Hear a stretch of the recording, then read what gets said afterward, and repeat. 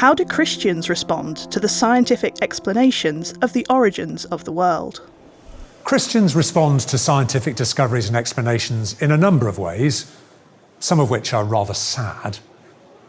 Some scientists make assumptions about Christianity which are equally sad and often misinformed.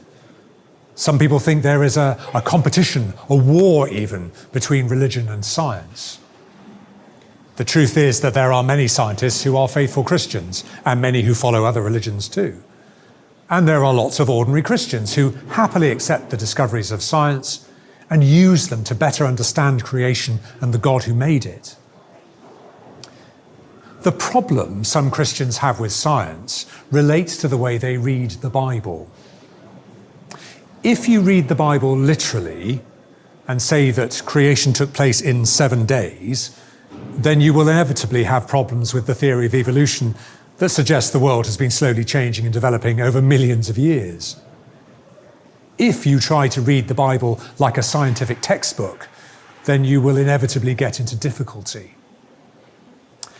If, however, you read it as Holy Scripture, then it becomes a story that tells us different, important things about creation, about its goodness, about our responsibility towards it, and about God's love for it.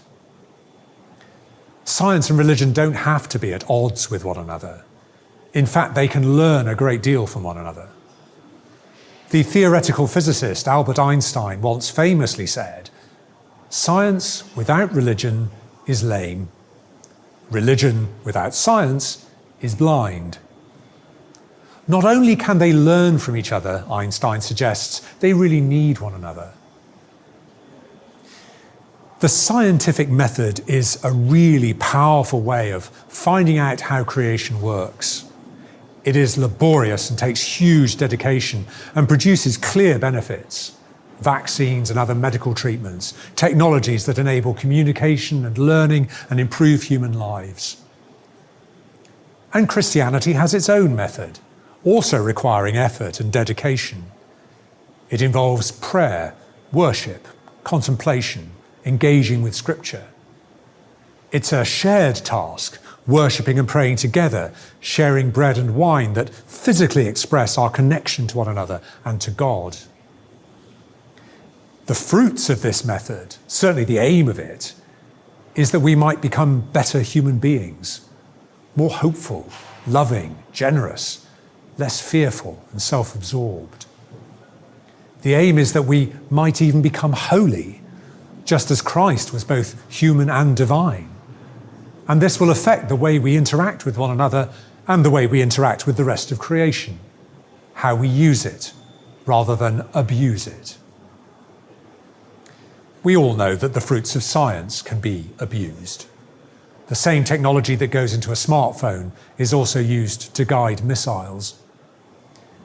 Science produces useful knowledge, but how we then use that knowledge depends on what kind of people we are.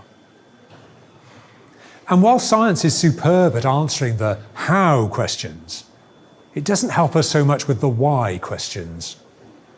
Why are things this way? Why is there a creation at all? And what is its purpose?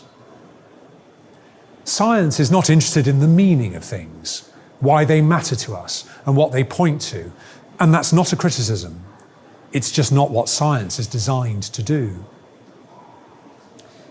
But my hope is that some Christians will stop feeling so threatened by science and that we can get on with the important work of prayer and worship and encouraging other people to do the same, so that we can all become the kind of people who will make the very best use of the knowledge that science so wonderfully gives us.